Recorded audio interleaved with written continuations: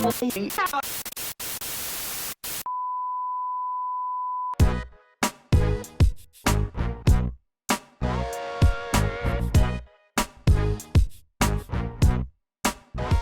and welcome to WTF Confidential. Mark Stein is here. Tonight, we are going to take you behind the closed gates of some of Hollywood's biggest studios. A privileged look inside as we expose one of Tinseltown's biggest icons.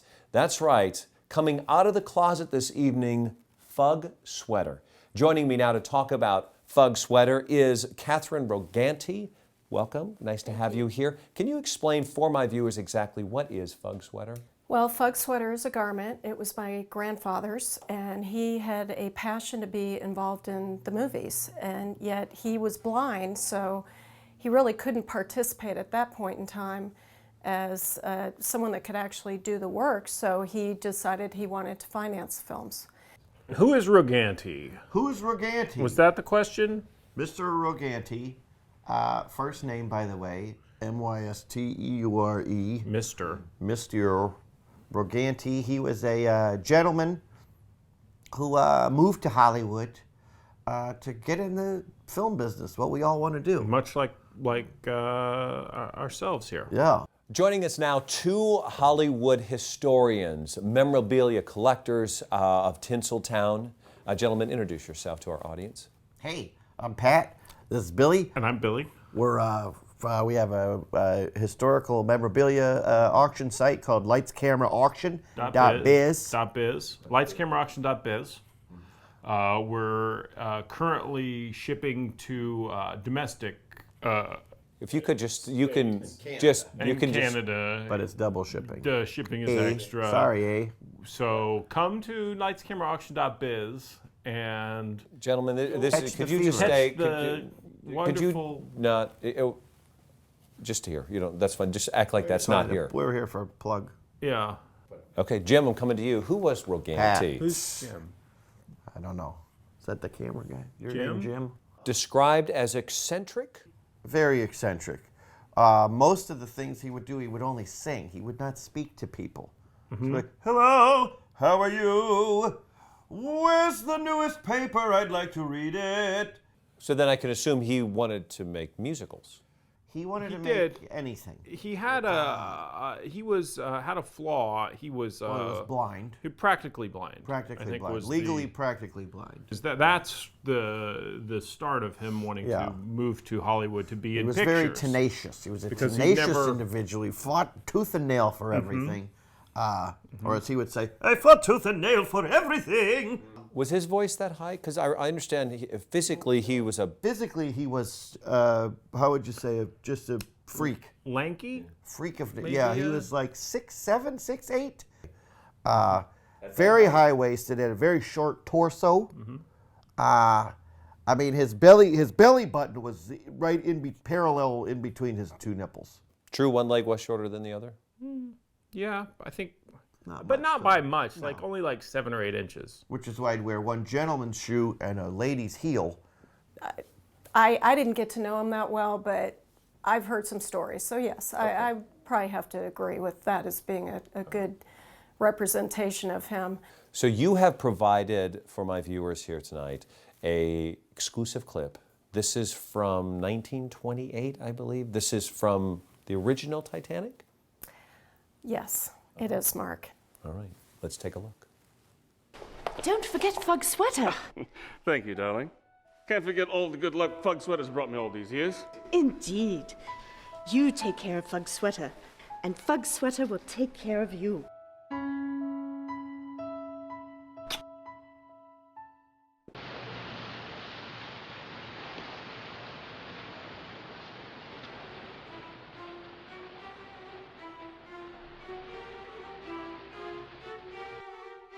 Tad warm. Surely taking it off for a moment won't hurt.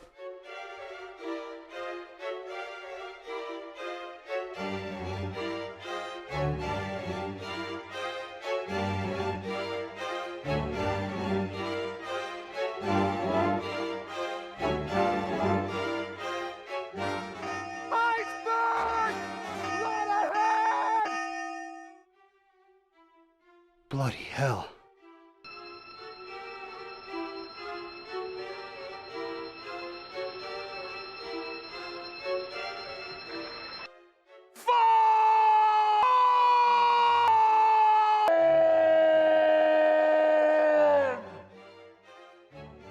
Captain! Captain! Iceberg! Yes, I know, and I told you to wait for me at my cabin! Was this sweater featured in other films? Oh, so many. It's actually, it's such a long list, Mark. Wizard of Oz, Casablanca. I don't recall seeing the sweater in any of the movies you just mentioned. Why so? My grandfather, as it turned out, did not have a very good attorney, and although part of the giving of the money had to do with having his sweater in the movie, it never really said that it had to actually be in the actual movie. So it ended up on the cutting room floor every single time, and of course, how's my grandfather going to see that? So there was a long absence from FUG Sweater being in films, although not on screen in the film cutting room floor. After Titanic, it went away for a while. Why? Well, we had a little bit of a change in, my grandfather passed away, my father took over the FUG fund, and really, movies weren't his passion. So he had other things. He had the family business that he was actually very passionate about, and so he just kind of put it in the closet and didn't really think much about it. Tim, to you, right? I don't know who he's talking to. I'm Pat. Pat! And Billy from Lights, Camera, Action Up is. FUG Sweater disappeared off the Hollywood landscape until the 70s. What brought it back? Well, A little movie called Love Story. And the real love story behind Love Story was about a man in a sweater. named James Caan, who went to a party at the Hollywood Playboy Mansion, hanging out in the grotto. I mean, hanging out, Playboy Mansion. Robert Evans walks in, sees him across the way. They're old friends, obviously. He's like, now that's the guy I would have talked to. It's about Robert Evans. Right, that was a great Robert Evans. Really, by the close way, your eyes Pat. real quick if you can. Hey, it's me, Robert Evans. Probably talking to a big producer, Robert Evans. Open your eyes. It's just me, Pat. But I do a great Robert Evans. Fantastic. Yeah, I've been working on it for a while. Yeah. James Caan, no one knows where he got it from. We don't know. I don't think James Caan knows. He was on one of his wild sex benders. Cut to Robert Evans, sees him in the grotto, sweater. He recognizes This, what it was. This. That's what happened. And that brought it back. Paramount releases Love Story with the FUG Sweater. Guess who? FUG. Love Story's a big hit. Al Smash. Gore's the vice president. Do the math. Interesting how you made that connection just there. It's an inconvenient truth, Mark, but it is a truth nonetheless. So there's a striking resemblance between you and Ally McGraw. What brought this back and where did it go? Obviously, as I said, my father had other things that he was passionate about, but he kept getting phone calls from Hollywood, and they were asking for the sweater, and we really didn't care, so he just decided he would continue to finance the films, but it was never our deal to put FUG Sweater into the contract like my grandfather did. But Hollywood was requesting it. Love Story opens. Fantastic. Smash. Guess who's Robert next? Evans, like, close your eyes. Close your eyes. Hey, I just made that great movie, Love Story. It's me, Robert Evans. What am I going to do next on the heels of my amazing hit, A Love Story? Close the eyes, please. Hey, I got it. Robert Evans got it. I'm making The Godfather. Hooah! With all my Italian friends. Can I open? Roll it. Can I open? Then they make The Godfather. 1, 2, and 3. Godfather, I don't know what to do. I'm too weak. With the sweater? This is where I need your help. The producer bought the rights to this book, a bestseller. What's his name? Waltz. I asked him if I could wear FUG Sweater. But it's a family thing, and he won't let that happen. I look the part, talk. I don't even have to act, just be myself. Can't find anyone else to fit that part any better. Mother's outside. No knowledge I'm not going to be wearing FUG Sweater. And if she finds out, my career is through. Oh, Godfather, I don't know what to do. You're gonna tell your mother like a man. You act like all these Hollywood Pinocchios. You cry like a woman.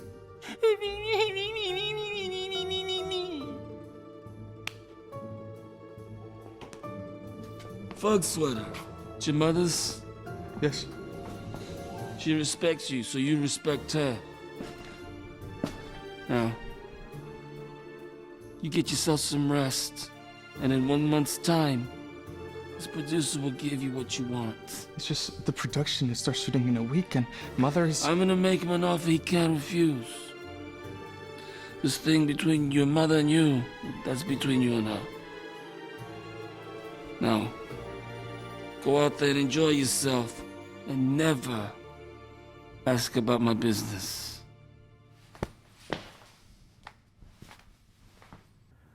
And then the pinnacle of the 70s as far as FUG goes in film has to be, close your eyes. Again, okay. Close your eyes. It's me, Darth Vader, and I'm making a movie that has the FUG Sweater in it because we're making lots of money with the FUG Sweater, and my movie called Darth Vader is Star Wars. Original title. Yeah. That was Star Wars. Star Wars. Of course, it was Star Darth Wars. Vader. Yeah. James Earl Jones. Yeah. Just Pat. Pat. When you have to say who you're doing it, not it's. Who am I? Close your eyes. Hey, it's me, Mark. I got questions about this stuff I'm doing out there. It's you. It's you. Spot on, man. Doing you. Yeah. That's you.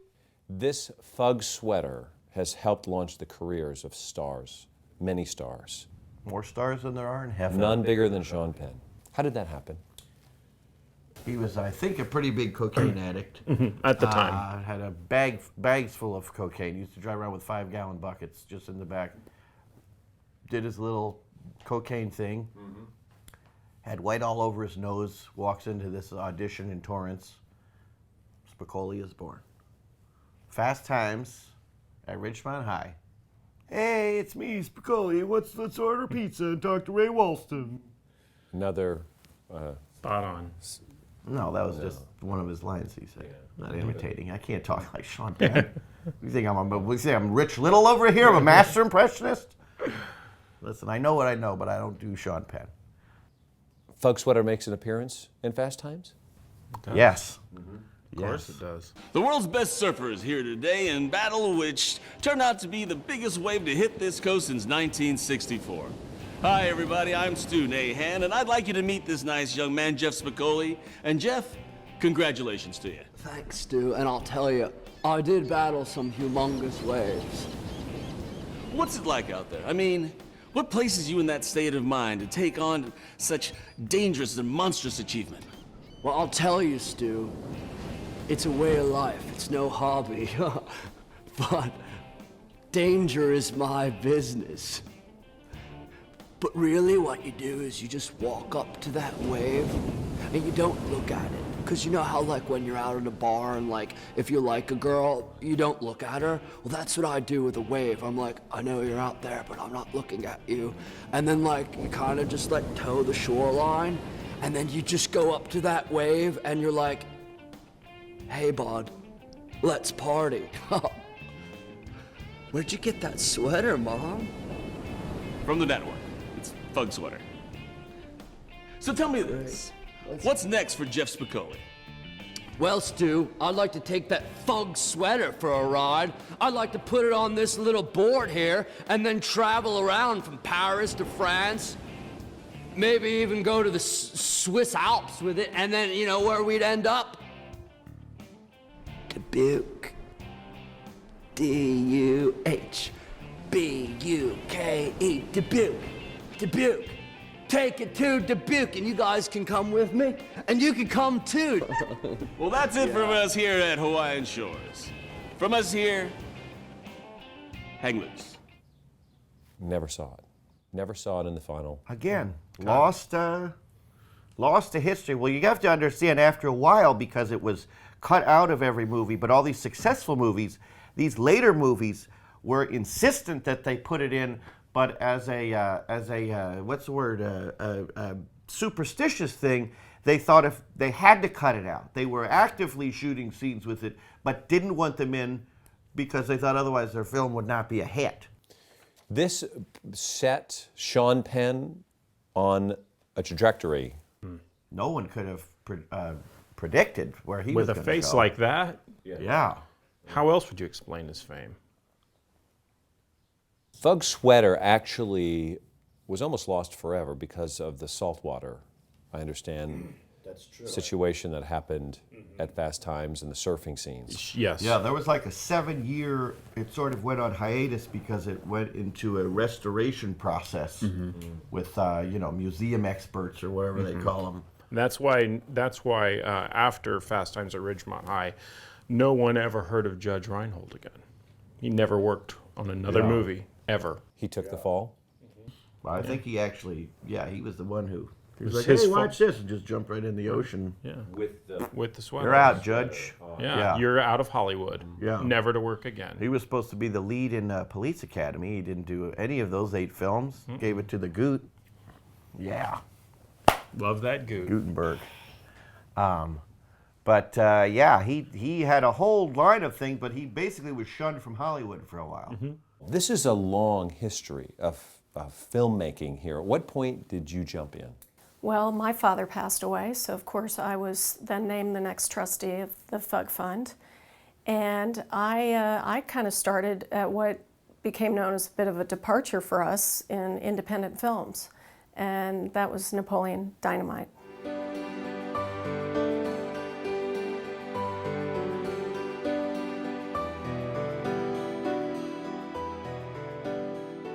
I like your sweater. Thanks. It's FUG Sweater. Yeah? My mom found it. I think it's pretty cool.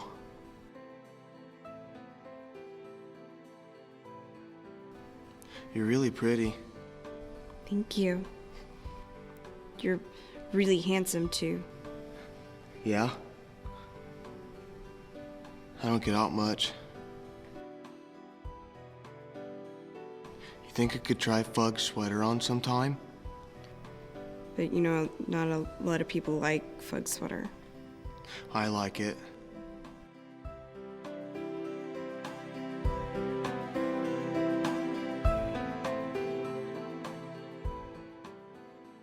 Do you know how to booty dance? And the film was Dynamite. Due to the sweater. Yeah. You're crediting that film, the success of that. What else could it be? Yeah. I mean, you've seen Did you the see film. it? Ugh. According to your claims, the movie didn't have the appeal. Well, here's the problem, Mark. They didn't make it without the sweater, and it made millions of dollars. So we don't have a base point to say what it would have made if the sweater wasn't in it. And you're Without the raising your voice to sweater. me. I'm just asking questions. Yeah. Or us. Think in it. about it. So there's real no way to assess its impact. Are you listening to what my friend Pat just told you? The reason it made money is because of that. I'm just doing my Napoleon Dynamite. Duh. Oh, I see. Okay. Squinty like that. There was a point in Hollywood where they actually considered turning this sweater into a cape or a codpiece or some other sort of superhero accoutrement. They didn't. France. Yeah. They didn't, but it did find a way into Dark Knight. Yes, and you credit what to that appearance?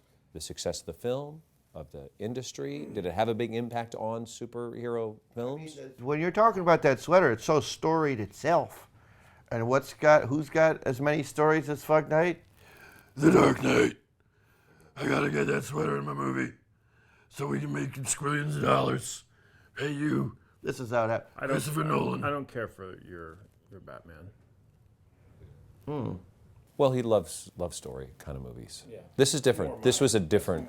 Yeah, well, you know, a lot of the superhero movies before that were sort of, they weren't doing what they should do, money box office wise.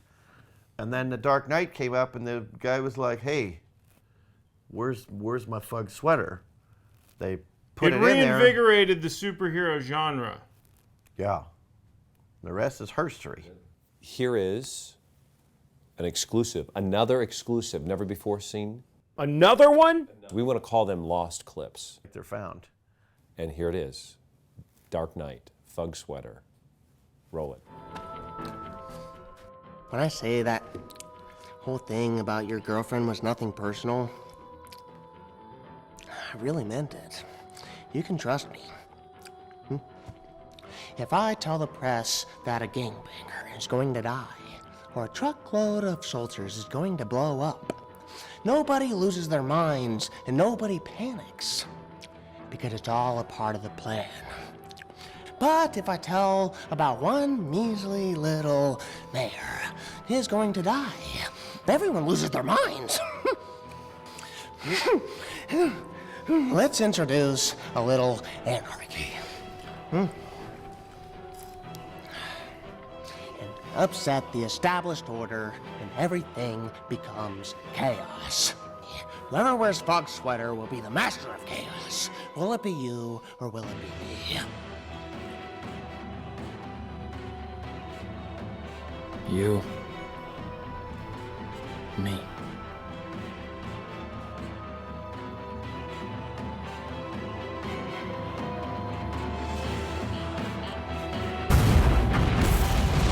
During our investigation, we came across two, we'll call them art dealers or Hollywood collectors, historians maybe. Are you aware of, I think they're both named Tim. Well, actually, I know exactly who you're talking about, and it's not even worth mentioning or repeating their actual names. Have you contacted them, been in contact with them? A lot of what they're saying is actually true, and I say, hey, have at it. Keep talking about it, because it only makes the value of FUG Sweater go up.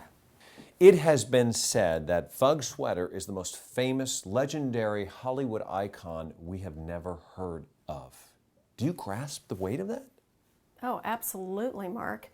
It's like the Maltese Falcon, the red ruby slippers, and Wilson. Wilson? You don't know Wilson? Wilson. The volleyball in Castaway? Tim and Joe, we're going to wrap up here really quick. Pat and Billy. Pat and Billy. Lights, camera, auctioned up is. Up is. Where is FUG Sweater today? Well, I'd like to say it was in our possession, but unfortunately, we're trying. It's not the case. It's in the conservatorship of the Roganti FUG Fund, family. There's a very beautiful lady named Miss Kat Roganti who I have a little bit of we have a back and forth with, let's just say. They kind of, it's a you know, cat and mouse. It's a will they, won't they? Sam and Diane kind of thing. Hey, how are you? Stay away from me. He sends her, he sends her letters, but he doesn't hear back from her. But she has the sweater. It's you know, she has it, and we're hopeful that once I think it's 30 or 60 day restraining order. Well, I think it was a 90. 90? Is this one 90? We couldn't get our hands on it, but we do have something that's right there up with it. Something very special. Cupcakes? No cupcakes, no treats. Something you're very familiar with, though. Cupcakes. No cupcakes. I have a surprise for you. Mrs. Roganti is standing just off camera. Mrs. Roganti, can you come in, please? Come on. I believe you know these two. Can we just go with Hello, Mrs. children. Roganti at this point? Hello, Miss Roganti. Did you get my letter? We'd like to can we make a formal offer on the sweater? We have. Don't waste your time. Well, we're prepared to. Don't waste my time. More importantly, we're prepared to offer you a 30% stake in lightscameraauction.biz. Yeah. I didn't ask Miss Roganti to come here today to solicit any sort of offers from you. Well, I mean, there's only. Why else would we all be here? Well, please don't. Please don't. She's fun. Yeah. She's fun. Ms. Roganti wanted to have a few words with you about actually stop perpetuating the madness. You can't stop a freight train, and you're looking at 2 freight trains here, Santa and Faye. Well, you know what? That train left the station. It did, and we're on it. And we're on it, and we're coming right for that We're sweater. going straight to Cat Town, but around coming back the other end. If we go far enough away, y'all we need eventually... to stop the madness, really, truly, because I don't think the I'm the family trustee respects for the family. the sweater as much as we will. This is our bread and butter. Listen, I have a fiduciary responsibility. Well, to I my have family. a fedora that Tom Bosley wore in the Father Dowling good Mysteries, for but you. you don't hear me talking Good about for it you. either. Go talk. Good. Go play with your hat. Fiduciaries. Mumbo jumbo language. We love the sweater, and we're gonna get it. Like we just love the sweater. We want to touch it and Thank you feel so it. much. Thank you so much for watching and tuning in to WTF Confidential. I know that I know more than I care to know about FUG Sweater. I hope you enjoyed the show. We'll see you right back here next time. Thank you so much for watching.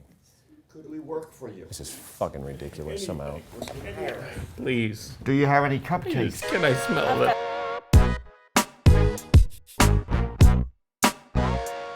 Let's take a look now. Never before seen footage from Star Wars. Oh, the clappers me, Mark. I gotta go to the bathroom really bad. Hey, just